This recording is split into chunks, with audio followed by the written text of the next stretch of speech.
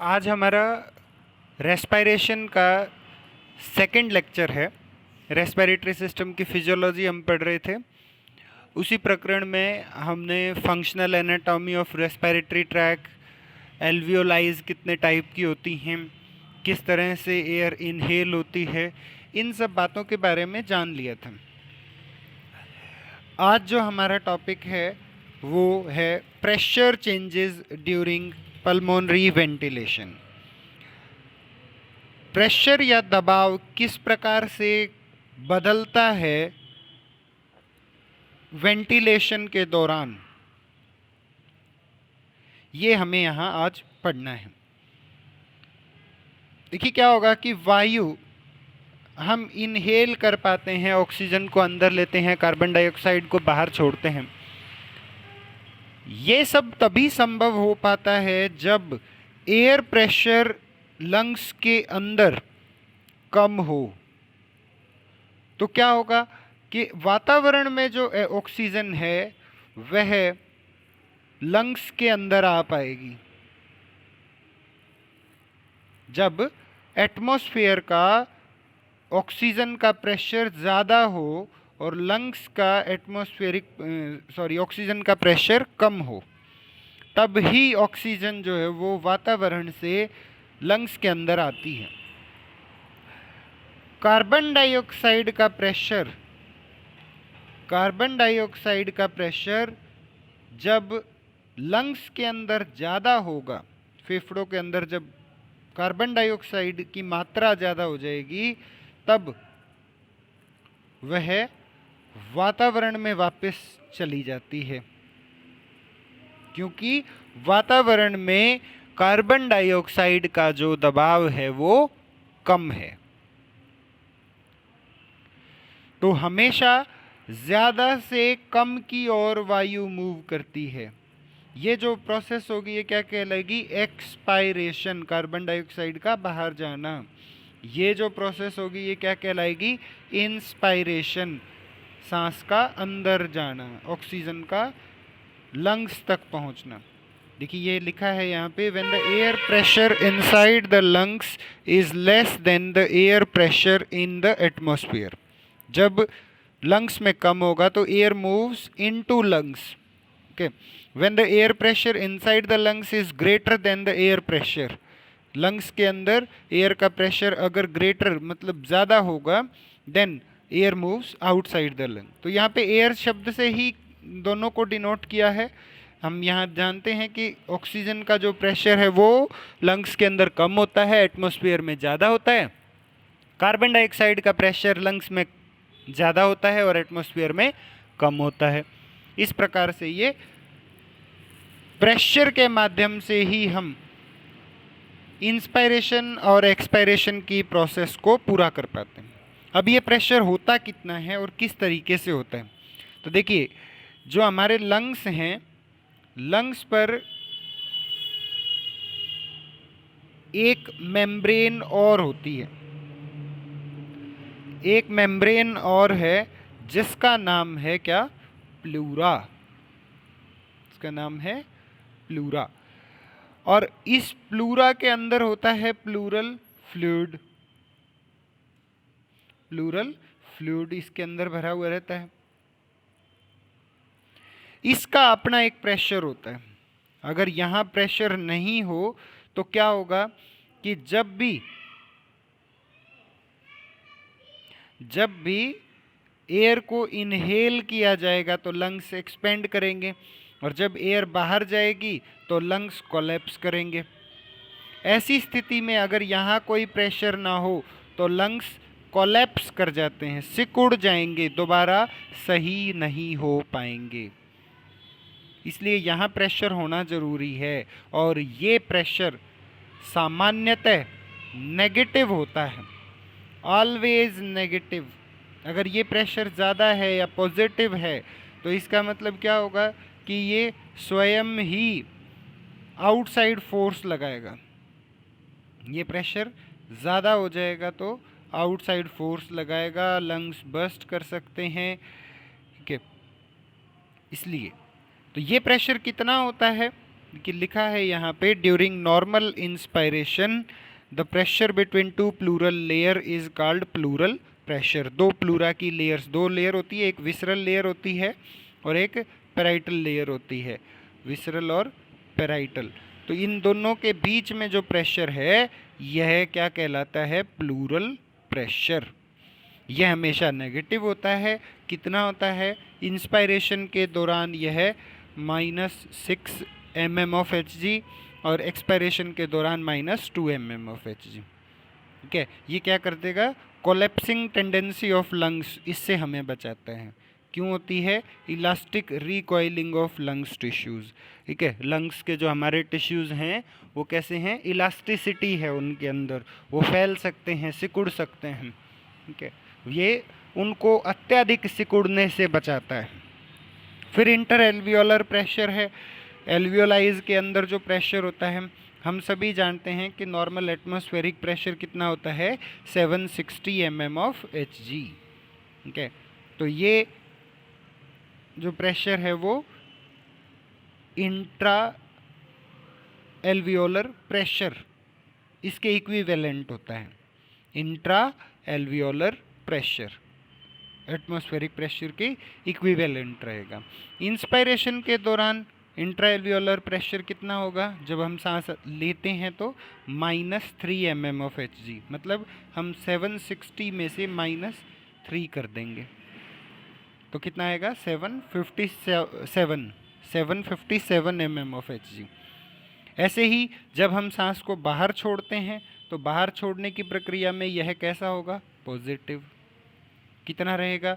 760 + 3 कर देंगे हम तो 763 mm ऑफ Hg। ये क्या होगा? Intra alveolar pressure. बच्चे 2 नंबर के क्वेश्चन में दोनों ही चीज़ें पूछी जा सकती हैं। इंट्रा एल्वियोलर प्रेशर को परिभाषित करें तो आपको लिखना है कि दो प्लूरा की लेयर्स के बीच में जो प्रेशर होता है वह इंट्रा प्लूरल प्रेशर कहा जाता है, हमेशा नेगेटिव होता है। इसी तरह से एल्वियोलाइज का जो प्रेशर है, वायु कोश का जो दाब है, वह एटमॉस्फेरिक प्रेशर के बराबर होता है, परंतु सांस अंदर लेने के दौरान यह -3 mm ऑफ Hg हो जाता है और सांस बाहर छोड़ते हैं तो ये +3 mm ऑफ Hg हो जाता है। बहुत याद रखने योग्य बातें हैं, काम आती हैं हमेशा ही।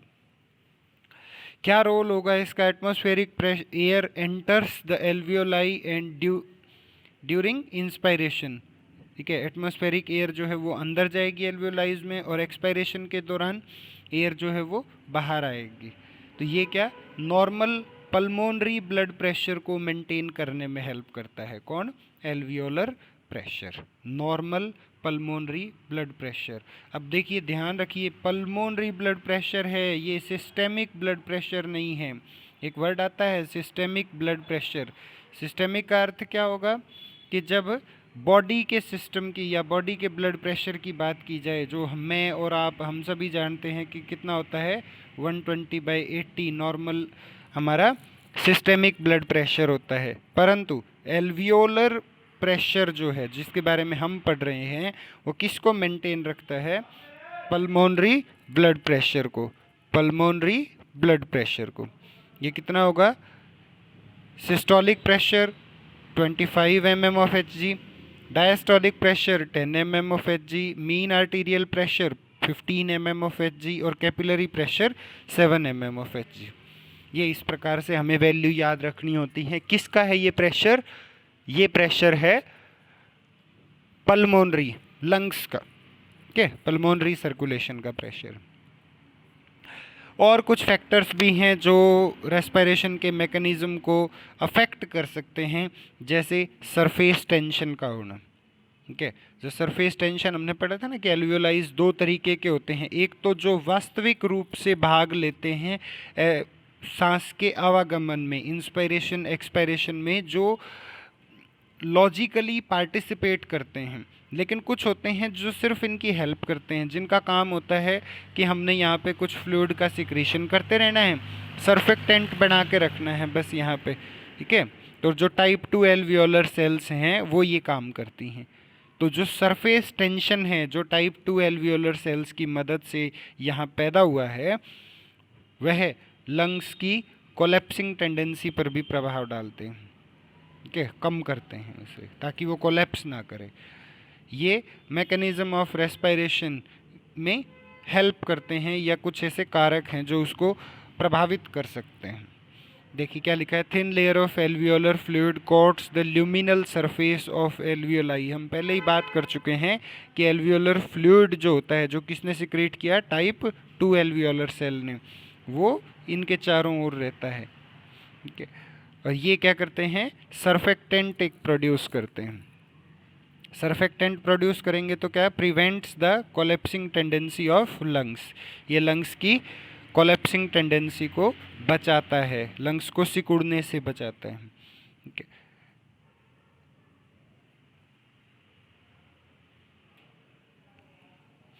उसके बाद दूसरी चीज़ होती है कंप्लेंट्स ऑफ लंग्स। कंप्लेंट्स में हम क्या देखते हैं, ability of lungs and thorax to expand.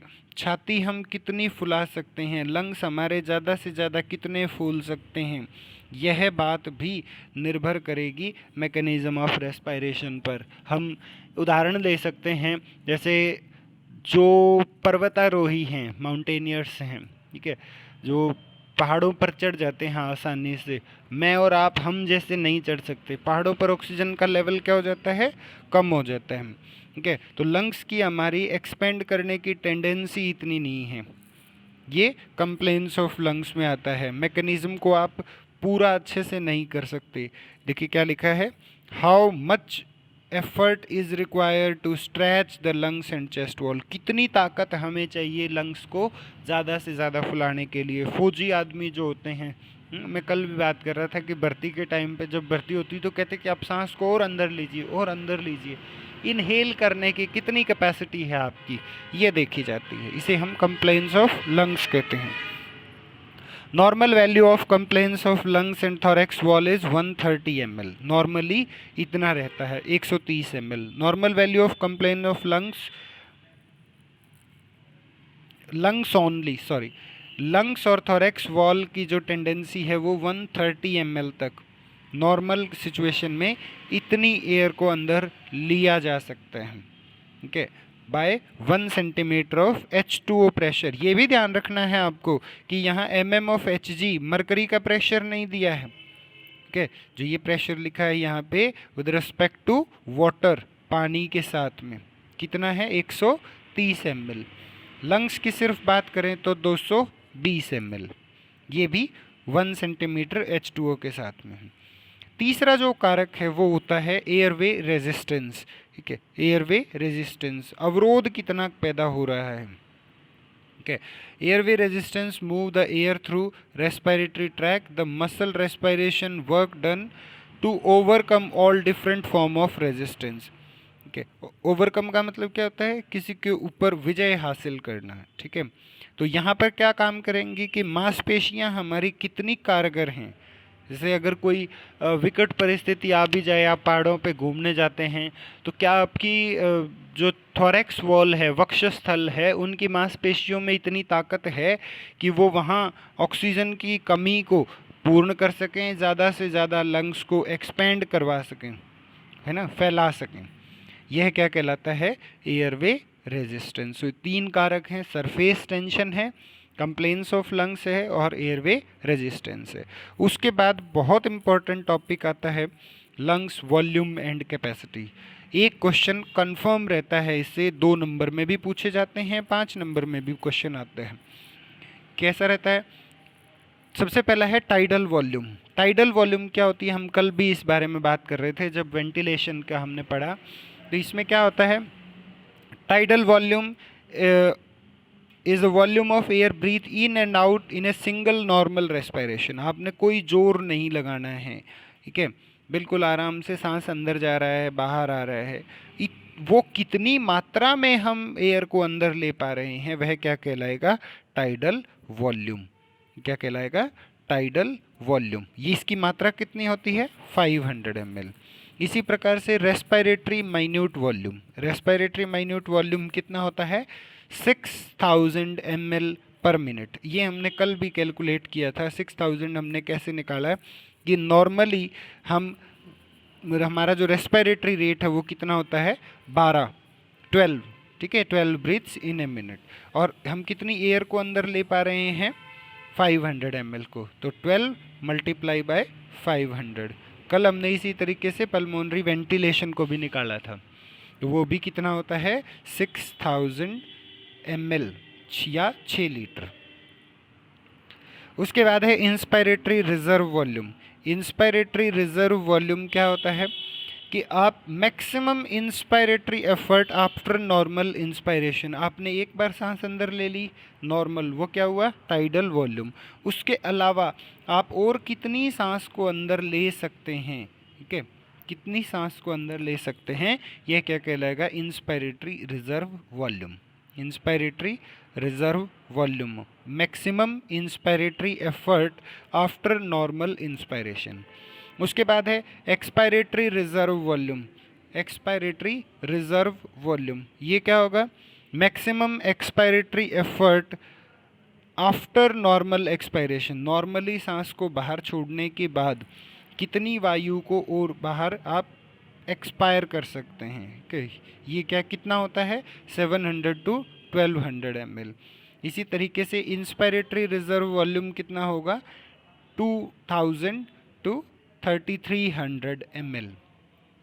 Okay, इसकी जो मैक्सिमम वैल्यू ये हमेशा ली जाती है 3300 ml हम यहाँ लेते हैं, और 1200 ml हम एक्सपायरेटरी रिजर्व वॉल्यूम को मानते हैं। बाकी ये वैल्यू वेरी कर सकती हैं, इसलिए हमने यहाँ लिख दिया कि 700 से 1200 ml तक होता है।